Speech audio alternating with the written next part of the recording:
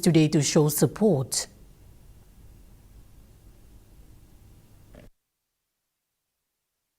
Assistant General Secretary for the PNG Trade Union Congress, Anton Selum, has congratulated Dr. Nicole Haley on her appointment as the new Electoral Commissioner. Dr. Haley will oversee preparations for the 2027 National General Election. She was elected by a bipartisan committee and she brings over 30 years of academic and policy experience in PNG electoral systems to the role. But certainly the appointment of Dr. Haley does send some positive signals that we are serious about getting things right, we're serious about making it happen for our people to deliver free and fair elections. We are calling on the government to remove the oversight by the Administrative Services Ministry from the Electoral Commission. The more they keep that oversight function there, it undermines the credibility and the integrity of the new commission. It will, because it will raise doubts as to influence coming from the political level. While this may be a concern for some Papua New Guineans who may prefer locals to occupy such roles, Mr. Sekum says bringing people from overseas could be a better choice. He also emphasized that the new electoral commissioner must be given all the resources her office may need to run a successful election next year. That there is funding available and the funding will be released as and when it's required, on time, so that the new commissioner, electoral commissioner, and her team can get the ball rolling without any hiccups along the way.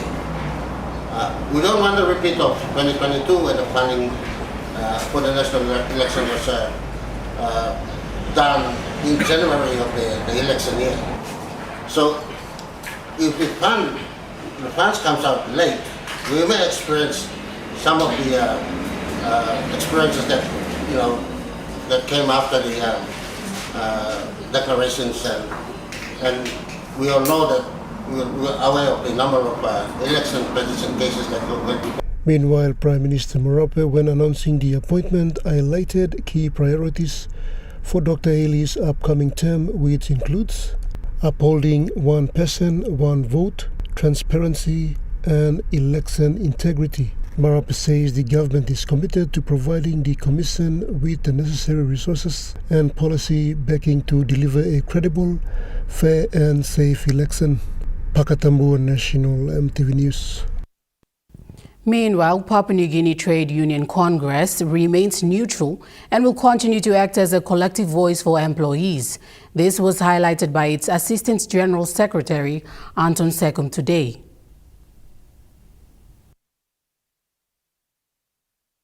Assistant General Secretary for Trade Union Congress, Anton Sekum, says the institution continues to carry out its functions objectively, especially in the efforts to act as a voice for employees. Mr. Sekum clarified that PNG TUC is not influenced by the government, but they remain independent and are focused on priority areas. Any thought that we align ourselves with the government? That I dismiss. It's just that we're getting our priorities right this time when we have the opportunity to do something right for our workers. 50 years we said we need to rechange the legislation. Our workers need to be protected. Terms and conditions of the employment must be improved. Because it's their taxes that is now going to fund the national elections. It funds the entire public services. In 2026, the Australian Department of Foreign Affairs and Trade is actively collaborating with the Trade Union Congress under a multi-year development partnership. These joint efforts drives essential policy reforms, strengthens workers' rights, and creates safer employment environments across Papua New Guinea. Mr. Sekum says such approaches proves that the TUC is active. This is the importance of why we decided to pay more attention to the review process. We have one opportunity, the Australian government has funded it, our governments have failed to fund review of those legislations. But we have an opportunity here, funded by our friends from Australia, taxpayers from Australia. He concluded that TUC will continue to advocate on law protections for workers, fighting for higher wages, workplace safety and harassment going forward. Pakatambua National EMTV News. The World Bank Group launched the Papua New Guinea Economic Update in Port Moresby today. According to the new economic update, findings show that Papua New Guinea's economy is growing strongly, but is not yet creating enough quality jobs for its fast-growing population. Findings show that PNG's economy expanded by 5.6% in 2025, one of the strongest performances in the Pacific. This was supported by strong gold and LNG production, alongside exchange rate reforms which improved the business environment beyond the resource sector. World Bank Division Director for Papua New Guinea, Solomon Islands and Vanuatu, Han Freites, highlighted that the reports find that formal employment per capita has declined, with most new workers entering subsistence farming and informal work rather than secure formal jobs. What the data tells us is that while the economy is growing, the formal employment in the country is falling. Yeah. So in a sense, the growth in the economy is not translating into jobs. Yeah? So while the pie is growing, you could say, there's no data to show that more people are eating from that pie. Yeah? And so that, of course, is a problem. And so that is then also where we would encourage the government and the country to put an emphasis. What will it actually take to translate growth into jobs? The World Bank suggests this growth-job disconnect is one of the PNG's central development challenges. He emphasized that Papua New Guinea can make its resource wealth work better for its people by securing fairer returns, investing more in human capital, infrastructure, and improving the conditions for private sector growth. The resources tend to contribute to the growth, yeah, but they generate wealth outside the country and not necessarily inside the country. And it would be important that when new resource deals are signed, that they actually negotiated in such a way that the revenues of these extractives are actually captured well within the country and truly flow to the budget, so that investments can be made in human capital, in education, in health, in connectivity, in energy and access to water for a population that is growing. Jonathan Sibona, National EMTV News.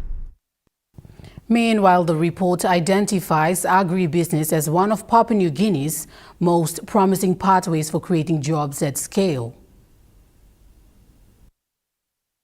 World Bank Division Director for PNG, Solomon Islands and Vanuatu, Han Freites, affirmed that strengthening key agricultural value chains could generate around 330,000 additional formal jobs over the next decade and reduce poverty by around 5 percentage points, lifting an estimated 500,000 Papua New Guineans out of poverty.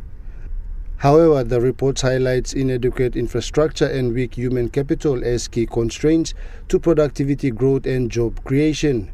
Better roads, electricity and digital connectivity are also needed to support investment beyond Port Moresby and Lae, while stronger investment in nutrition, education and skills will be critical to prepare PNG's young population for more productive work.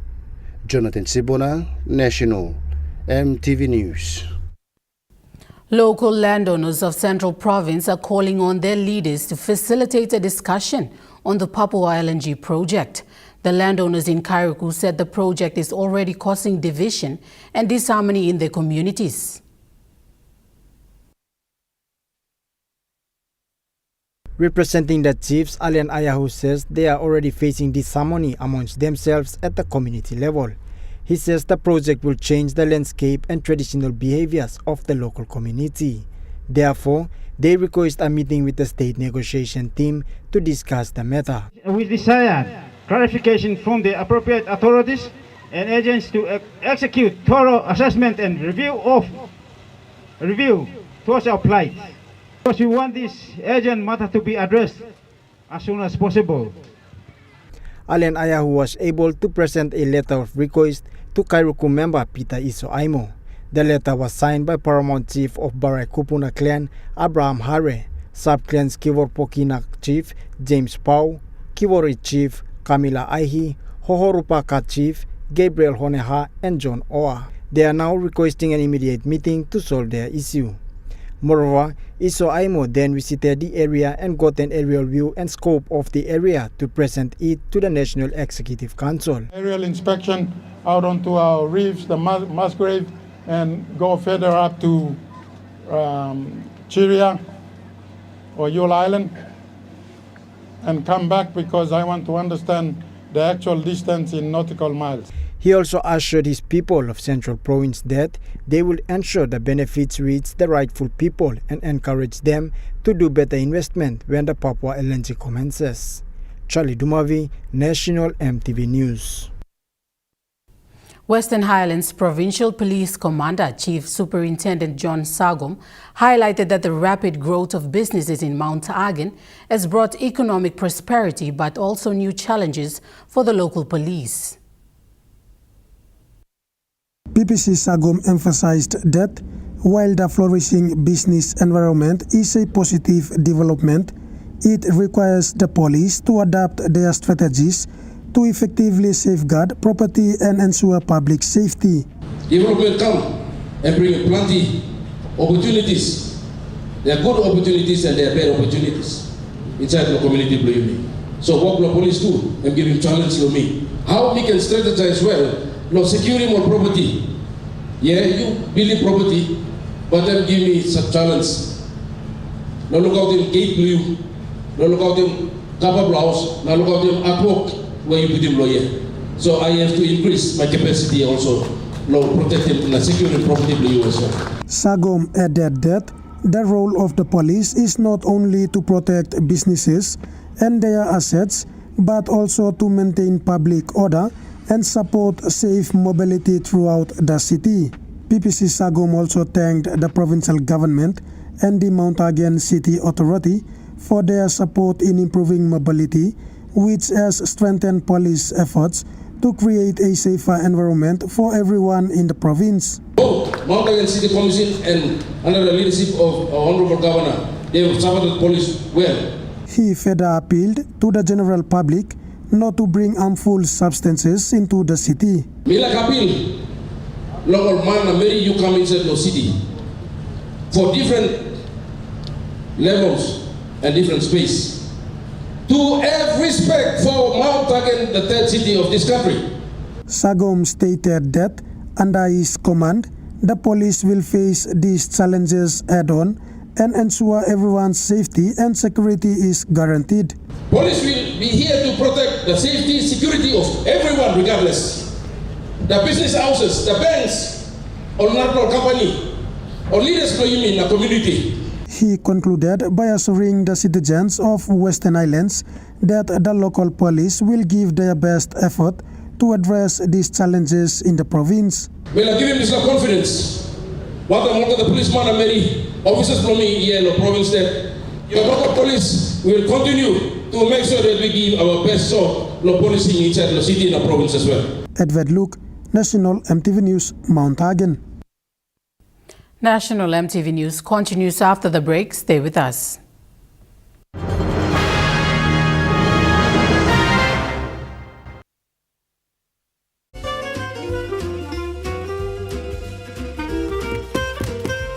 Chicken kebab for dinner. Yum. Beef stir fry. Chicken curry, my favorite.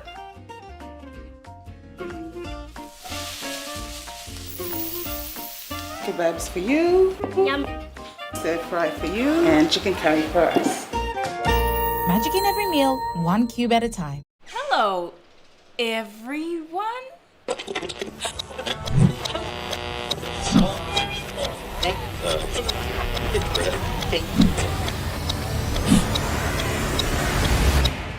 Is everything all right? Oh.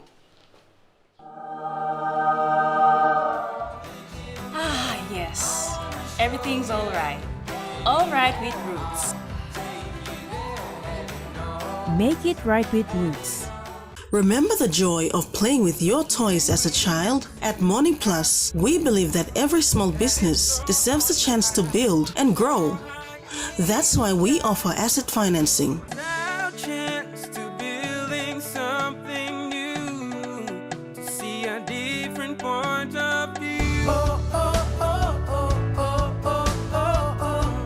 With Morning Plus, we're ready to go.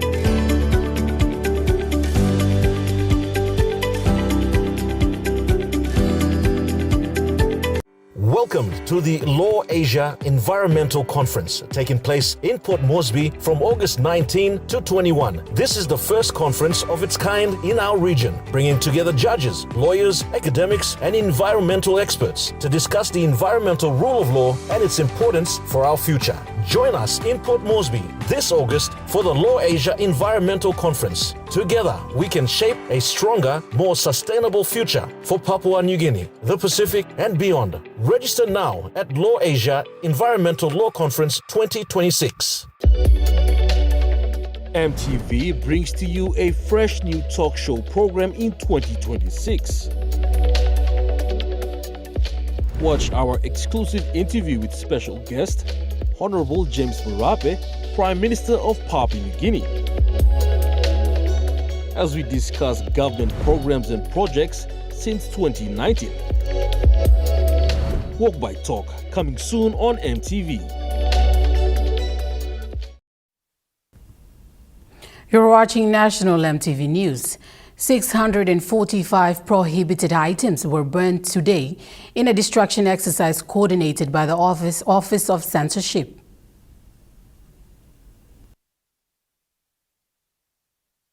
The enforcement unit from the Office of the Censorship conducted this exercise at Boira, outside Port Moresby. Prohibited items that were destroyed in a fire are sex enhancement products, medical drugs, dietary supplements, and others. According to the Censorship Office, these items were confiscated in an enforcement operation that was rolled out in 2025. Customs officers identified these prohibited items and confirmed that they confiscated them at post offices and Jackson's International Airport office. With the assistance of our PNG customs stakeholders, that they assisted us at the entry points to identify those materials that are prohibited and referred to censorship office. As you all know, that the chief censor has the power to ensure that the content of any information that goes out must be suitable for public consumption. So therefore, today, if we're going to go and witness what we have done in the last 6 months, and our office has been bombarding with all those prohibited materials. Censorship officers also seized some of the materials while conducting provincial inspection operations. Chief Censor Jim Habani strongly echoed a message that such contrabands must not be accepted in the society. Our current board continues to maintain their position that those items must be continued to be stopped before it reaches people. It's all about control and protecting our society. So censorship is here, censorship office is here to protect and promote and encourage that we continue to uphold our Christian principles and our values, but adapting to some changes that are evolving in technology, but we must ensure that what technology that comes in must be appropriate. Mr. Habani said the destruction exercise aligns with the legislation which demands for confiscated prohibited materials that are unclaimed to be destroyed after prescribed period. Benson Wema, National EMTV News. Chief Censor Jim Abini is appealing to citizens of Papua New Guinea engaged in the business of importing contrabands to abstain from this exercise and join forces in the campaign against illegal and prohibited materials in the country.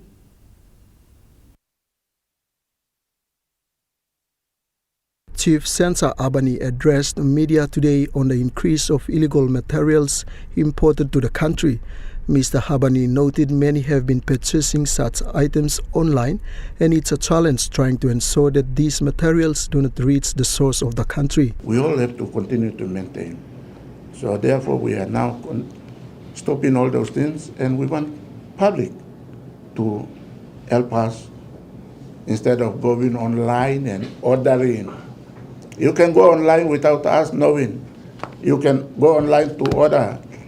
But do you know that when it comes to censorship office, you will lose your kina, and you kina to Aussie dollars and US dollars, and you say how much you're going to spend that money. You will lose, and you will never get anything. He stated the office remains dedicated in enforcing the law and protecting communities. As a chief censor, I will maintain that position to protect our young people, our citizens in this country.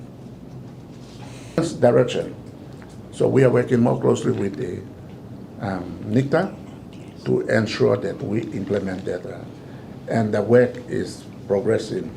The Chief Censor conveyed their appreciation for the support of other agencies across the country. Having office in the borders and probably other major centers where we can work together and coordinate in such a way that everything is referred to censorship office. So I want to thank colleagues from PNG Customs who continue to assist us.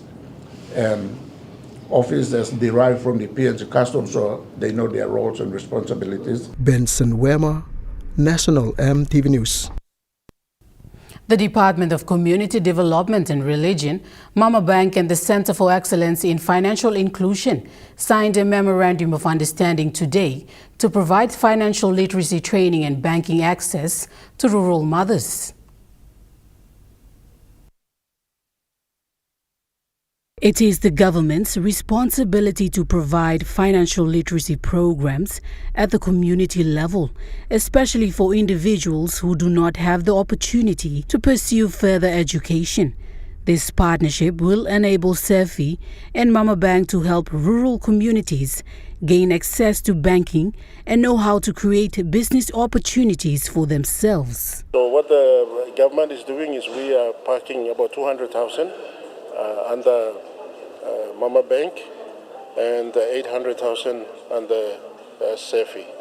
So the responsibility for SEFI is to continue partnership with the department, including our districts within the 21 provinces of Papua New Guinea and Bougainville. So our responsibility is to train as much as we can in terms of women and youths in the community so that they be financially illiterate, so that they can go about starting their own businesses and also be financially educated. Mr. Ubase noted that Mama Bank will provide banking services for the rural communities once they undergo financial literacy training. SEFI is to conduct training, and Mama Bank is to ensure that the training continues to materialize for them to start up a small business. And by way of starting business, we anticipate that from one person it can create further employment for the family, and that can spread into the communities and household within Papua New Guinea. CEO of Mama Bank, Gunani Didas, explained that banking should be accessible to everyone. SEFI, Department of Community Development and Mama Bank, we three are going to work together to ensure that we are bringing the access to finance, access to banking, access to savings culture. All these things are making available to the informal and rural people. The partnership will involve all the districts throughout the country. I think that the partnership that we have with CEFI, it's not only in Port Moresby, it's the entire country. So normally we have community development offices around the country.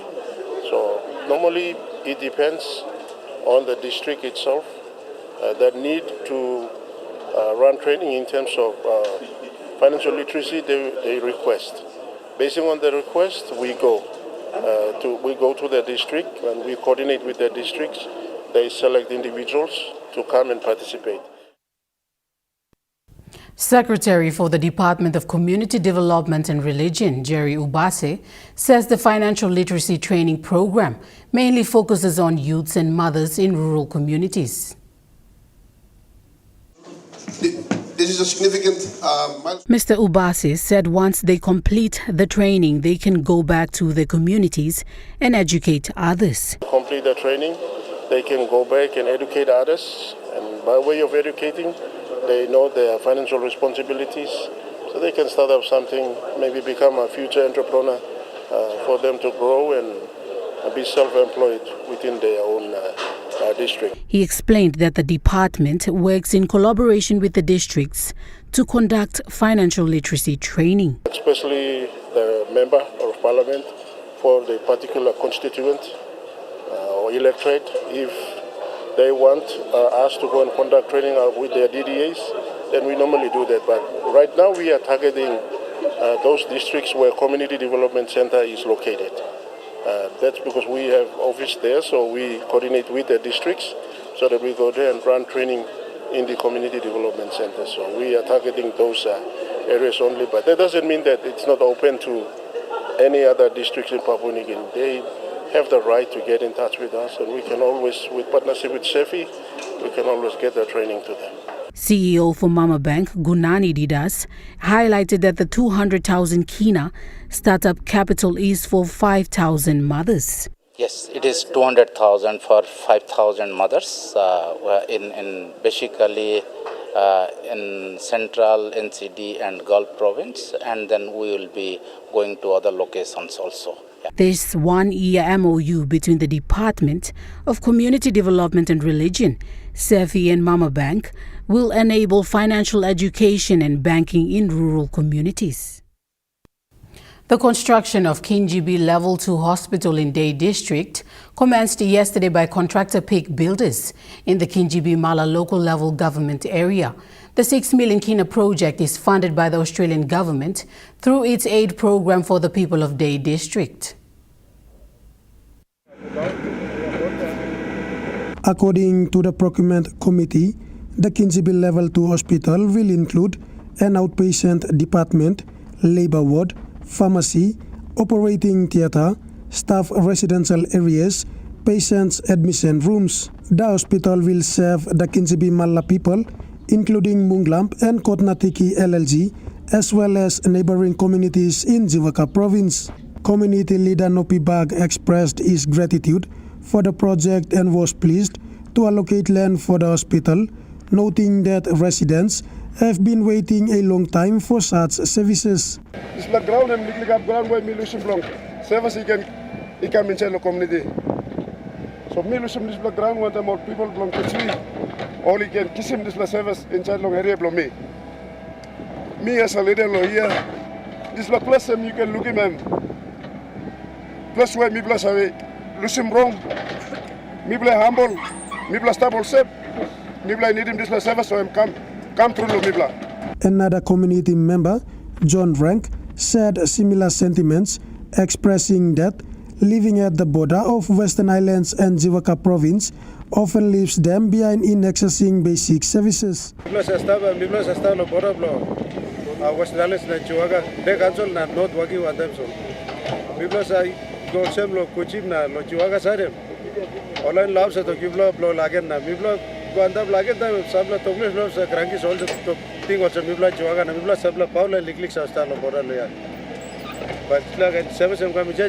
Community members welcomed the project, thanking the Australian government and local member Desmond Paul Kipper for this important development in the district. The Day District DDA, under the leadership of Desmond Kipper, also acknowledged the Australian government for funding this much-needed project through their aid program. Edward Luke, National EMTV News, Mount Hagen. Now we'll take a look at the Nest Fund market report. The Kina closed unchanged at $0.2279 in the interbank market. At Bank South Pacific, your Kina was buying $0.2204, $0.3164 Australian dollars, 0.1858 euro, and 35.60 Japanese yen. Looking at commodity prices at New York close, gold is trading higher. Coffee closed higher, cocoa closed higher, palm oil closed unchanged, crude oil is trading lower, and copper closed higher. On the stock market, the Dow Jones closed lower, the ASX 200 is trading lower, and the All Ordinaries is trading lower. National EMTV News continues after the break. Stay with us.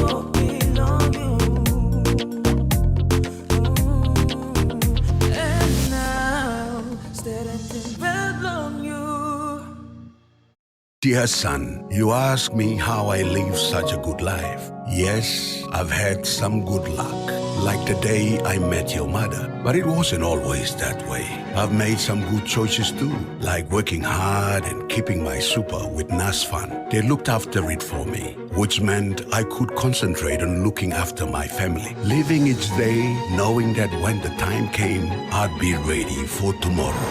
Love, Dad. Announcing the Skill-Rise School Competition 2026! With monthly prizes of GFI products, student project fees, and a major prize of 25,000 Kina building project funding, you can make a difference! Here's how you can enter. Just buy any 1 kg medium grain or soft and sweet Scout rice and give your child a drop into the entry box provided in selected schools to win.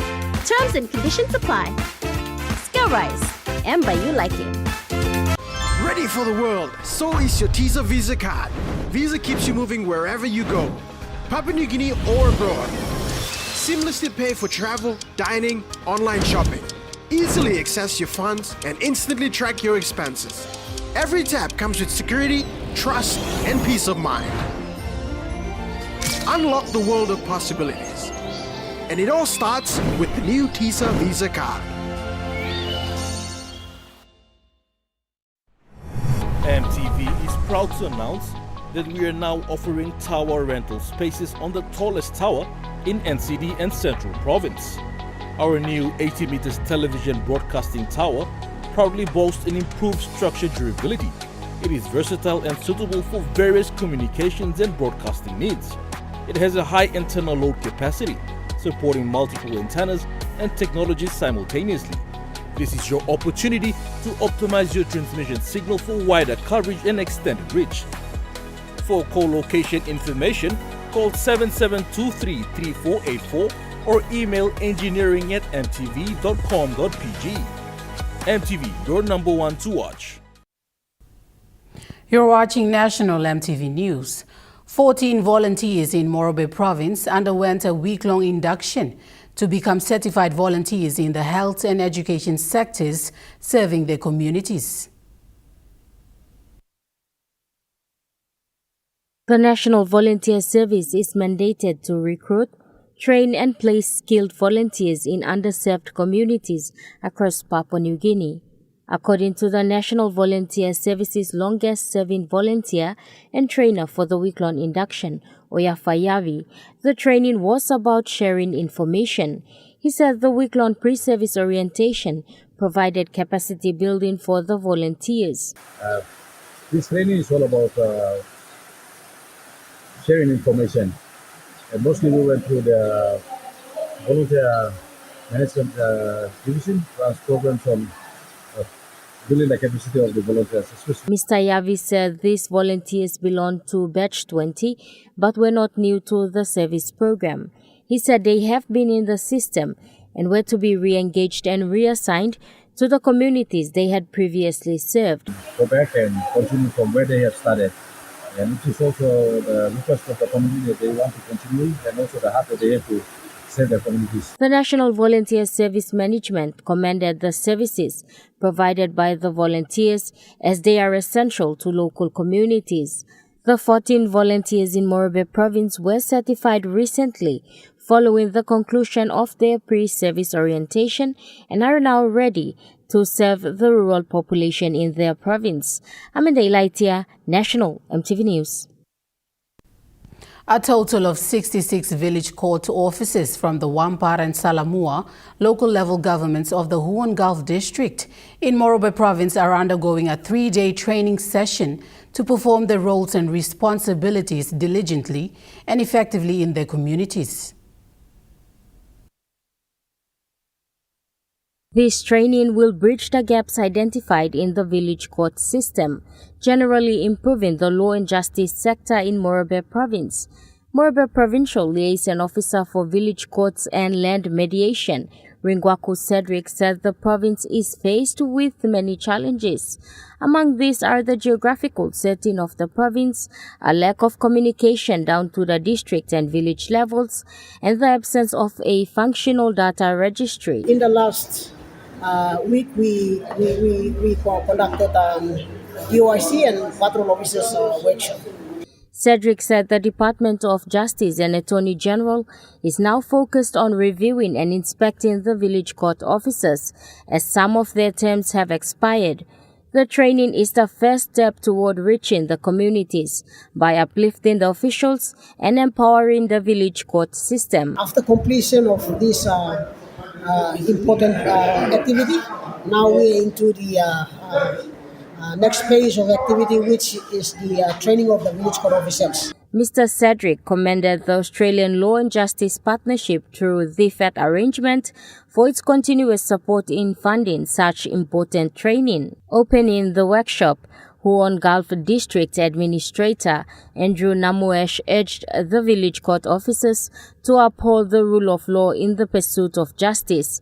Namuesh told the village court officers to remain unbiased, avoid one-talk system or nepotism, refrain from working in isolation, and stand firm in decision-making. He added that the district administration has committed funds to provide uniforms for all the village court officers. Amanda Ilaitia, National EMTV News. The 5th National Food and Nutrition Conference, hosted by the Papua New Guinea University of Technology in Lae, provides a platform for the exchange of ideas, presentation of new research findings, and the strengthening of partnerships among academia, government, industry, communities, and development partners. Vice-Chancellor of Papua New Guinea University of Technology, Professor Ora Renagi, said the 3-day event will provide a national platform for dialogue, collaboration, and innovation focusing on food security, nutrition, climate resilience, agricultural development, and sustainable food systems. He said science, technology, and evidence-based decision-making would be central to addressing these critical challenges. Professor Renagi said it is through such collaboration that research can be translated into practical solutions that improve livelihoods. The Secretary for the Department of Agriculture and Livestock said the country has vast agricultural potential. However, unlocking that potential will require greater investment in innovation, research, climate-resilient farming systems, and value chain development. He said improving food production and enhancing food quality, accessibility, and affordability ensures all Papua New Guineans have access to safe and nutritious food. The conference features various presentations and technical sessions. Participants will have opportunities to engage with leading national and international experts, share research findings and practical experiences, explore emerging innovations, and identify opportunities for collaboration. The conference is sponsored by Santos PNG, Santos Foundation, Zineg, Farmset, Trukai Industries Limited, DAL, Nari and Pure Water. Aminda Ilaitia, National MTV News. Moving to overseas news now. 1 week on from the earthquake disaster in Venezuela, the death toll has now climbed to 2,300. In the capital Caracas, a network of volunteer teams are supporting survivors still reeling from the tragedy.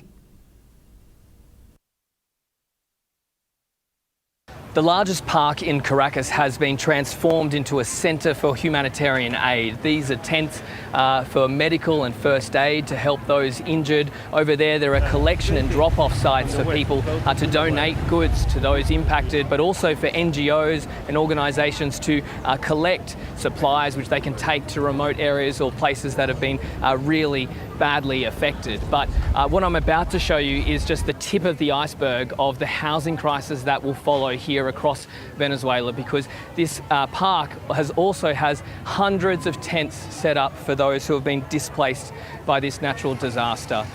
There is still 40,000 people unaccounted for, and the United Nations estimates that this disaster alone will cost around $6.7 billion US.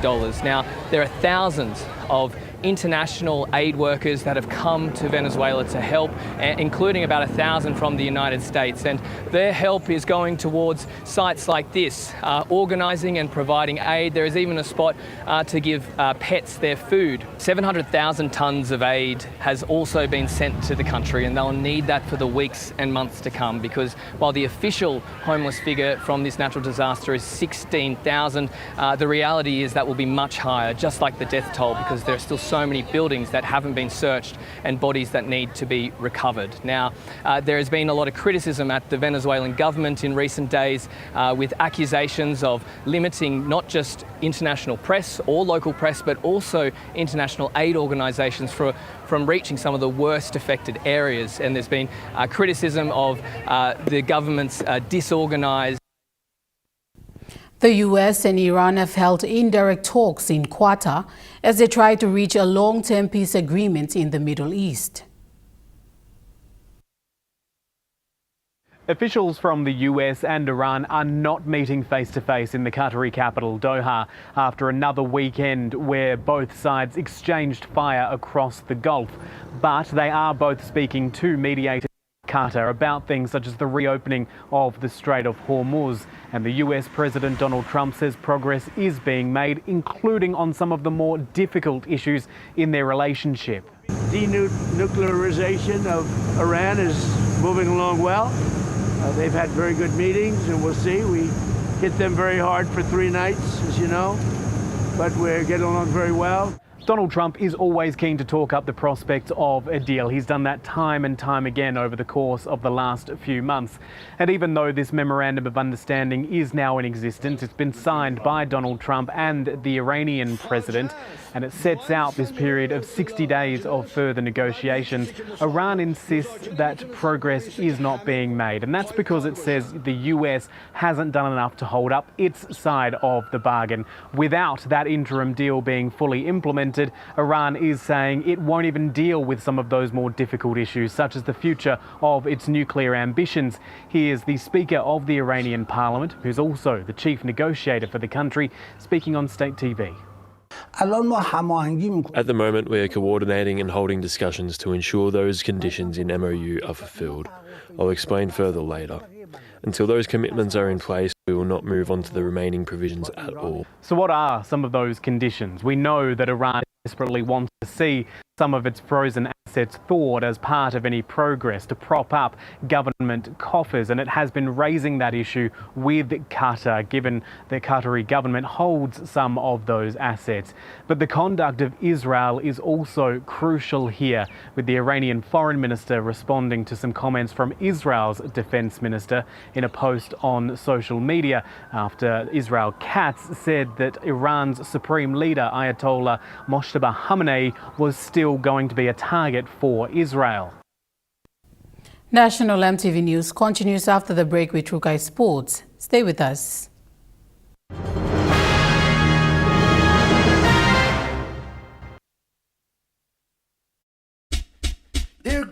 nuggets, there's a flavor for everyone. The best tasting snack, get a burst of gold nuggets, cheese flavor. Mega wow! Chicken flavor. Mega wow! Cheese onion flavor. Mega wow! Barbecue flavor. Mega wow! When you're on the go, one more! One more! Get that burst of gold nuggets flavor. Mega wow!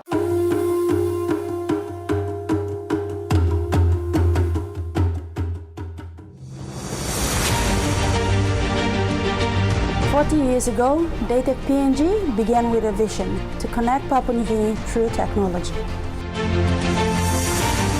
Today, we celebrate 40 years of innovation, service, and partnership. From humble beginnings to becoming a trusted leader in ICT, our journey has been powered by our people, our clients, and our community.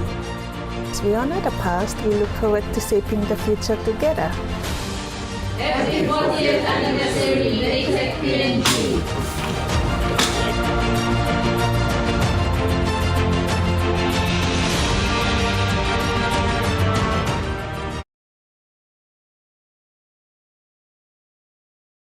Remember the joy of playing with your toys as a child? At Morning Plus, we believe that every small business deserves a chance to build and grow. That's why we offer asset financing.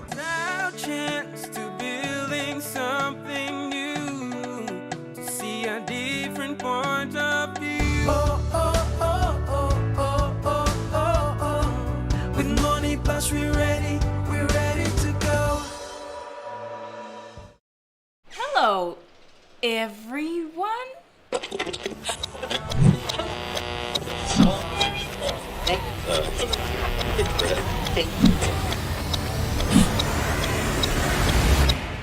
Is everything all right? Oh. Ah, yes. Everything's all right. All right with Roots. Make it right with Roots. The future of Papua New Guinea sits in our classrooms today. But the question is, are we feeding that future right? We give guidelines to our mothers to prepare only the garden crop. Because what children eat today shapes their tomorrow. As a school, it's our responsibility as well, teaching them how to eat healthy. Be part of the conversation. Watch Food for Thought on EMTV, your number one to watch.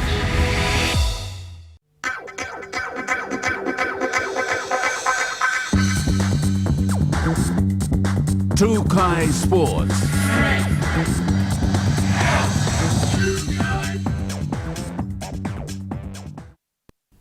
Welcome to Trukai Sports.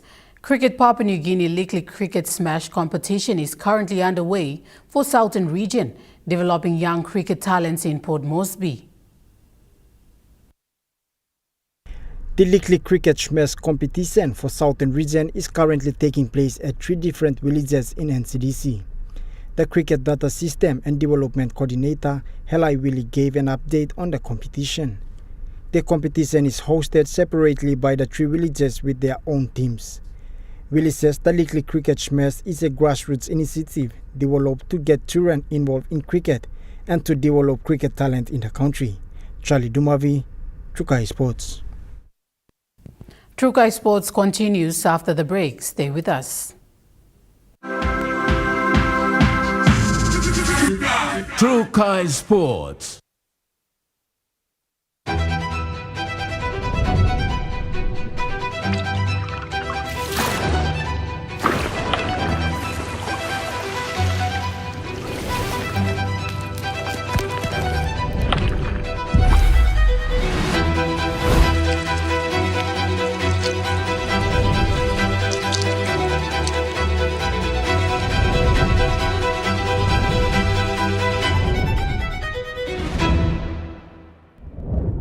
Dear son, you ask me how I live such a good life. Yes, I've had some good luck, like the day I met your mother. But it wasn't always that way. I've made some good choices too, like working hard and keeping my super with NASFAN. They looked after it for me, which meant I could concentrate on looking after my family, living each day knowing that when the time came, I'd be ready for tomorrow.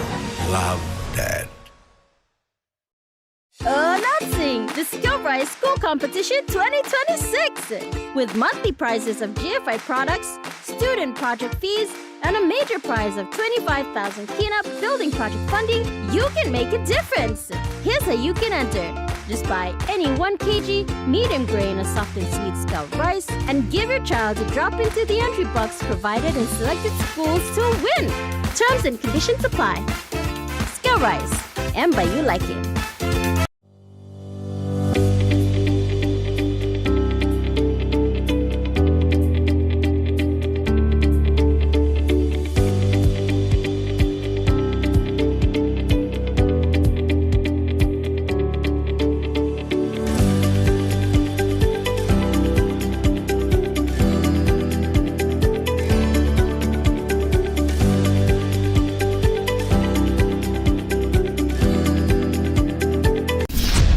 Join us this Sunday for MTV's Vocal Fusion Season 13.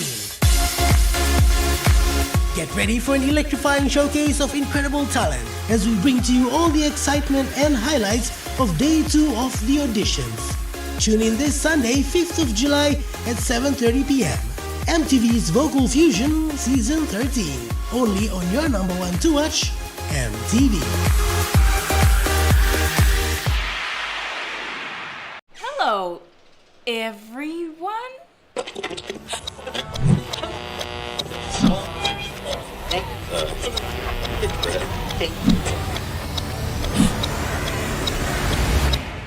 Is everything alright? Oh.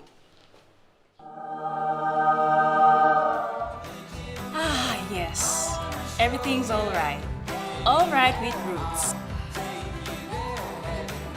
Make it right with Roots. You're watching True Guys Sports. Hekari United FC are currently competing at the 2026 OFC Women's Championships League and sit at the top of Group A after flipping a 1-0 deficit into a 3-1 win over Fiji's Bar Women FC. Coming from behind with a point down at halftime, Hekari Women's FC secured their first win of the tournament. Hekari's head coach Erickson Comeng's decision to bring on Ramona Padio and Nani Elipas into the second half of the match paid off with a flip of the earlier dominance from Fiji's Bar FC. Padio hits the bar, Elipas went close, but Bar's keeper Meriseni Wakali stood tall. The breakthrough came on in the 71st minute. Wakali couldn't hold on a routine cross from Elipas as substitute Maria Veronica tapped in an equalizer. Then came the turning point. Baseriani Nevani picked up a second yellow in the stoppage time. Elipas pounced on a rebound in the 95th minute to put Hekari ahead as Phyllis Pala sealed it 2 minutes later for a 3-1 full-time score. The result now takes Hekari women to the top of Group A with 4 points while Bar dropped to third placing. Well, it's not part of the game, it's not part of the plan, but football is unpredictable. We were down 1-0, but hey, the girls, the fitness of the girls brought us home. Yes, I think the final third part of the game, we just have to be clinical.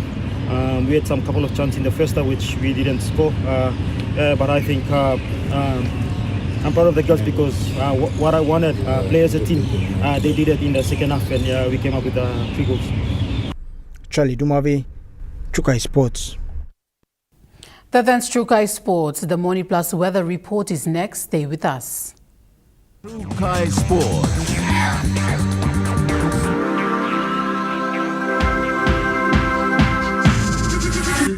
True Guys Sports. Hello, everyone.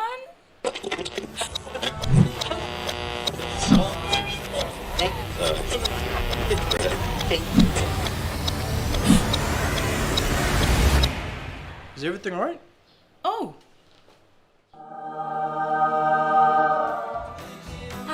Yes.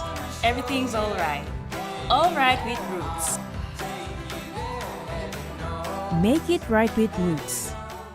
Dear son, you ask me how I live such a good life. Yes, I've had some good luck, like the day I met your mother. But it wasn't always that way. I've made some good choices too, like working hard and keeping my super with NASFAN. They looked after it for me, which meant I could concentrate on looking after my family. Living each day, knowing that when the time came, I'd be ready for tomorrow. Love, Dad.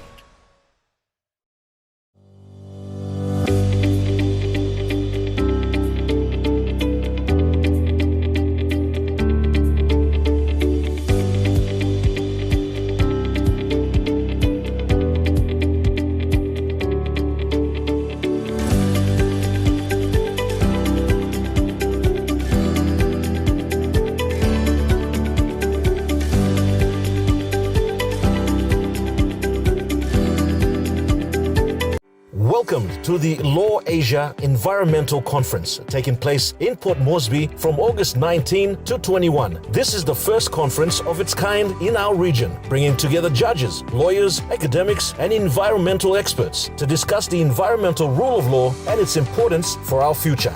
Join us in Port Moresby this August for the Law Asia Environmental Conference. Together, we can shape a stronger, more sustainable future for Papua New Guinea, the Pacific, and beyond. Register now at Law Asia Environmental Law Conference 2026.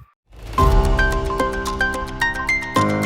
it's very important that we take a lot of those principles and standards from international treaties and obligations and agreements. Monday night on In Focus, we feature discussions with the PNG Center for Judicial Excellence on the upcoming Law Asia Conference. Law Asia is an organization that involves judges, lawyers, academics. That's on Monday night. Remember the joy of playing with your toys as a child? At Morning Plus, we believe that every small business deserves a chance to build and grow. That's why we offer asset financing.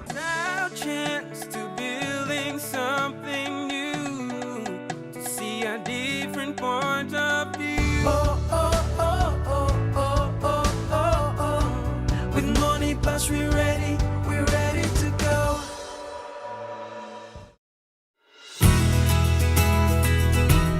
This weather update is proudly brought to you by MoneyPlus, with you always. The MoneyPlus weather reports for the next 24 hours. In the southern region, Port Moresby City partly cloudy, Daru partly cloudy, Kerema cloudy with few showers to rain drizzles, Alatau cloudy periods, and Popondetta mostly fine then becoming cloudy in the evening.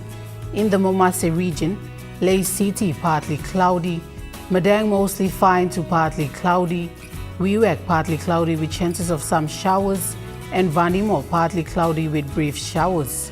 In the New Guinea Highlands region, Lorengau partly cloudy with chances of few showers, Kavieng partly cloudy with rain showers and possible thunderstorm, Kokopo and Rabaul cloudy with rain showers and possible thunderstorms, Kimbe cloudy with rain showers and possible thunderstorms, and Buka cloudy with rain showers and possible thunderstorms. In the Highlands region, Mount Hagen City partly cloudy, Goroka Barnes and Kundiawa partly cloudy with chances of few showers, and Mendi, Tari and Wabek cloudy periods with some showers and possible thunderstorms.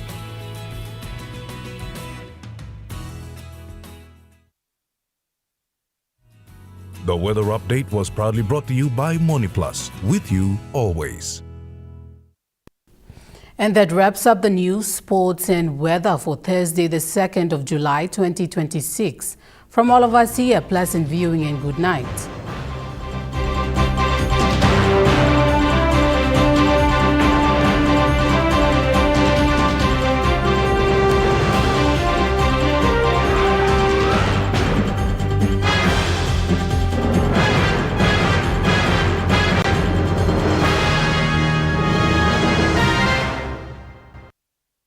This news program was proudly brought to you by Smart Start Breakfast Biscuits and Gold Nuggets.